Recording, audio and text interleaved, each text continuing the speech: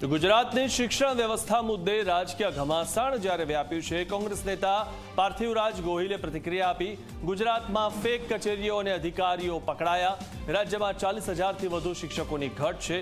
શિક્ષકોને ભણાવવા સિવાય તમામ કામ સોંપાય છે। એવામાં ગુજરાતના શિક્ષણ પર સવાલો ઊભા થશે જ, એટલે કે તેમણે પણ અખિલેશ અને કેજરીવાલની વાતને સમર્થન આપ્યું।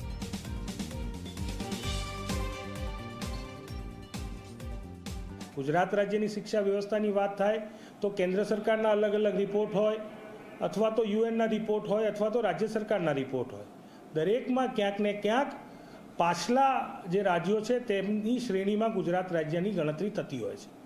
दुख साथे कहेवुं पड़े कि गुजरात राज्य की परिस्थिति आंकड़ाओ एवुं कहे छे कि गुजरात राज्य में 40,000 जेटला शिक्षकों की घट है।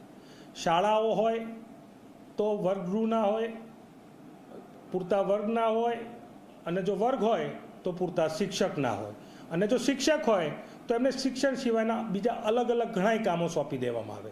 ગુજરાત રાજ્યની પરિસ્થિતિ શિક્ષણ ક્ષેત્રે આપણે સૌ જાણીએ છીએ કે મોટાભાગની યુનિવર્સિટી પાસે નેક એક્રેડિશન નથી। આપણે જોઈએ છે કે ખાનગી શિક્ષણનો વેપલો ગુજરાત રાજ્યમાં બની ગયો છે। શિક્ષણની હાટડીઓ ગલીએ ગલીએ ખુલી ગઈ છે। એ શાળા હોય કે કોલેજ હોય, દરેક જગ્યાએ ફરજિયાત રીતે વાલીઓએ ખાનગી શિક્ષણમાં જવું પડે છે। તે પ્રકારની પરિસ્થિતિ ગુજરાત રાજ્યની શિક્ષણ વ્યવસ્થાએ ઊભી કરી છે।